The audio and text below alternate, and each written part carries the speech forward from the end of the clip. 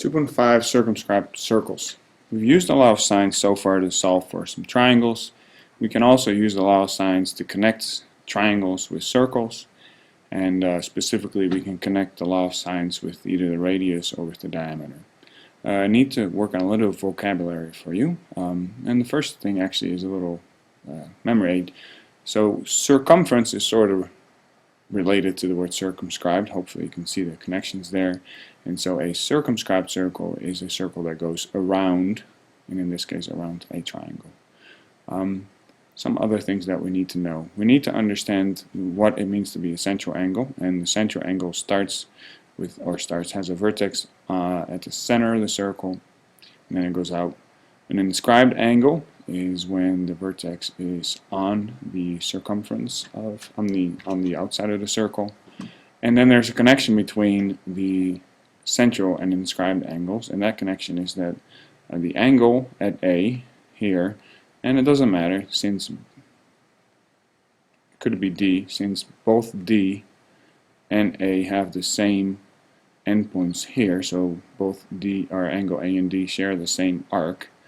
And this is the notation for arc, and that means arc BC, and arc actually refers to this thing over here. Since both angle A and angle D share the same arc, they are the same angle, and furthermore both of those are half of the central angle. Okay, and that's what this thing over here says. So the central angle is half of the central angle is the inscribed angle. Alright, so what does the law of sine show? Well, the law of sine shows that the common ratio, which is A over sine A, B over sine B, C over sine C, is 2 times the radius of the circle, which could also be then referred to as the diameter is, and then we can write these same things. Now I think you sort of should be able to prove this. So let's start with the picture over here. So if I look at the picture, then from A to O is equal from B to O, and then that would be the radius of the circle. For some reason they capitalize it in the book. Okay, that means that triangle AOB is isosceles. Isosceles. Okay. That also means that this perpendicular bisector here cuts AB in half, and it cuts angle AOB in half. So OD bisects both angle O, right, which is a central angle, and AB. We also know that the angle AOD, is half of angle AOB. That's half of angle AOB. Well, angle AOB is your central angle, right? And so if angle AOB is your central angle, then half of angle AOB is equal to angle ACB, right? Okay? So what we can say then is that the sine of angle AOD would be the same as the sine of angle ACB. And let's call that just angle C. So that is just the sine of C. Okay, so this is the sine of C here. That would be the same as the sine over here. On the sine in that angle, I can find the sine in that angle. So the sine in angle AOD, which is really just the same as the sine of C, is C over 2 divided by, and then there is your hypotenuse. So that is R. And that can be cleaned up a little bit as C over 2 times 1 over R, which is C divided by 2R. And then we're going to write that in a slightly better way. So C over 2R, think of this as over 1 as well, so let's just cross multiply here. Well, we're not cross multiplying too much, sorry. So let's just exchange this. So let's put the 2R over here, so you get 2R over 1, and you then get C over the sine of C. And that's what we're trying to prove here, right? Okay? This story is a little bit different, and that'd be something for you to look in the book for. You might see that again at some point, maybe on a test or a quiz at some point. And I picked this formation here, but I could have made exactly the same argument over here, because AO is AB, and then so you basically start right there with that as well. Okay? Alright, so how does that look in a problem? So find the radius of the circumscribed circle for the triangle ABC, whose sides are 3, 4, and 5. Well, that should give you a little bit of a, like you should know a 3, 4, 5. So let's call, what did they say? A is 3, B is 4. So if I make this B, then that's 4. And slightly less than that would be 3. And then here we'll take the 5. Oh, that's a horrible 5. Let's try that again. Okay. Looks a little bit better. So I'm going to say this is A. So here A is 3. And I'm going to call this B. And B would be 4. And then C is over here. So that means that C over here is 5. And we want to find the radius of the circumscribed circle for that triangle. So we're going to use 2R equals, and we'll use A over the sine of A for this one. So what do you get? So we know that A is 3, and the sine of A is opposite over hypotenuse, right? So the sine is opposite over hypotenuse, and that would be 3 over 5. So we're dividing 3 by 3 over 5. So that means that 2R is equal to, let's see, 3 over 1 times 5 over 3.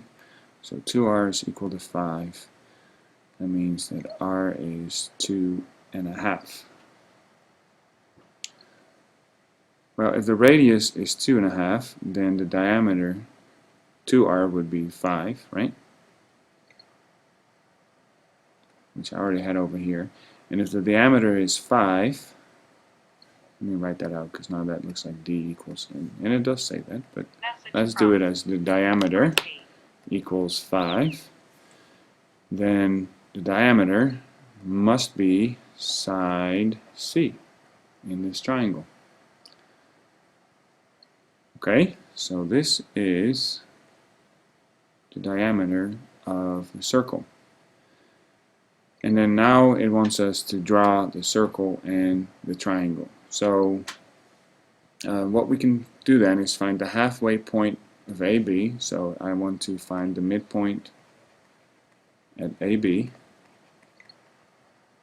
And there's two ways to do that. You could use a protractor, and you just start with the protractor somewhere across the halfway point, and we mark. So, for example, if that truly was 5. So let's see. So let's say that that's one circle, and then this could be my second circle, and then the line connecting those two would be, so there's the midway point. And then you put a compass from here to here, and you draw a circle. So I'll try to find a different color for, so let's use black. So hopefully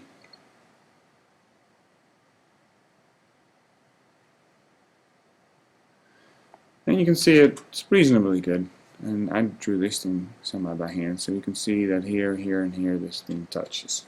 Okay? this is what it would look like with a right triangle. Now, when you guys do this in your homework, you actually have to make accurate triangles. So you would have to, you have to use appropriate units. So for you guys, you need to measure the sides, and they should be, and I would probably do this in centimeters because it's easier, 3, 4, and 5 centimeters. You'll have to use a protractor to construct your bisector to find the midpoint of AB. And then once you have that, like I said, you can put your protractor on the midway point and pick either A or B, and then that would be a radius, and that should fit. Okay? Well, drawing it for a right triangle is relatively easy because the hypotenuse is the diameter of the circle, so you know exactly what the halfway point is. It is a lot more difficult, or not a lot, but it's more challenging to draw the circle if you have a triangle that is not exactly a 90 degree. So if you need to do that, then the rule that you need to use, or you need to keep in mind then, is that for any triangle, the center of its circumscribed circle is the intersection of the perpendicular bisectors of the sides.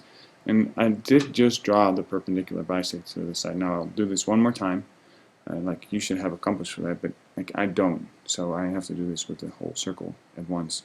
So pretend that, you know, I'm going to mark it for a little bit. So I'm going to start at A. I'm going to make a circle that has a radius out to here, so past the halfway point. So I'm going to start on A, and I'm going to draw a circle, and hopefully that looks like a circle, so I can make ovals. So there's a circle that has A as its center.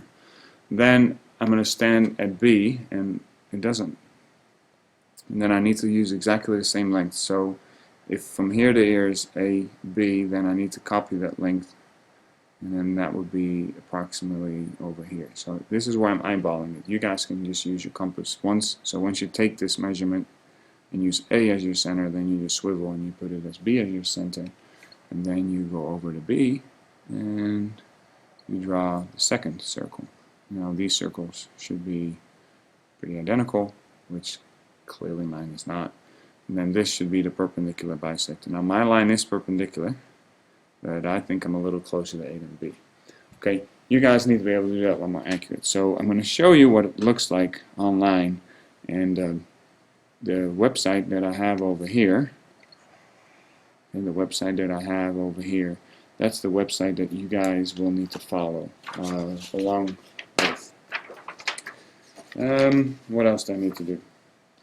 Okay, I do need to find the radius of the circumscribed circle, so I need to do that first. So let's do that first. So find the radius of the circumscribed circle given A, B, and C. Alright, so we want to use the whole 2r equals, and then we want to use one of the common ratios. But for that, you know, for example, if I wanted to use A, I'll have to use A sine A. Well, the problem is I don't have any of the angles, so you would have to find one of the angles here first. So the law of cosines, if I wanted to find A, the law of cosines would allow me to find that side, right?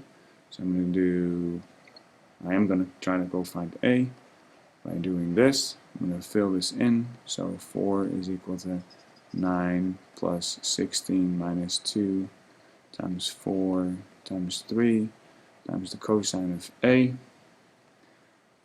So if I do that, I get the cosine of A, so 25 moves over to the other side, so you get a negative 21, then you divide by this mess, and that ended up with 0.875, and that means that A is the inverse cosine of 0.875, and so the angle that I ended up with at A was 28.96.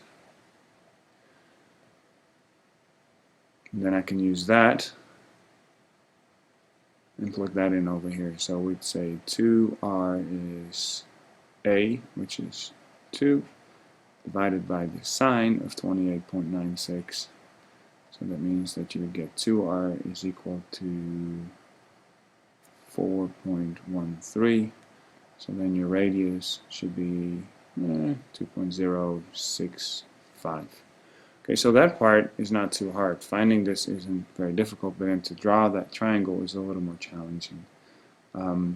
So let's go and look at how to do that.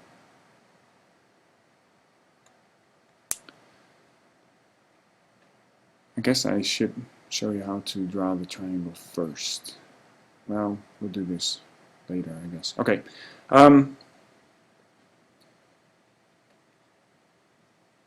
So let's say that we have a triangle. Okay.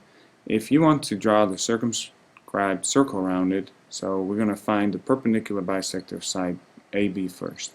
So to do that, I'm going to take a compass and mark it above and below. I'm going to take that same compass and mark it below and above in this case, and then connecting those two will be a perpendicular bisector. So this is 90 and it is exactly halfway. Then I pick either of the other two sides. So BC here, mark above and below from B and C, and I do the same thing from C, so above and below, connect those two, and that gives me the perpendicular bisector. Now where these two bisectors meet, that is the center of the circle. So then I'm going to take this point, and then I can pick any of these points over here, and that is exactly the radius of the circle. So I think this one's going to go from O to C. So I'm going to go from the center, I'm going to go to C, I'm going to go around, and there you go. Okay? Hopefully you know how to draw a triangle. I believe that this side over here actually shows you how to construct triangles as well. If you have trouble with that, you can come find me. Alright guys, thank you.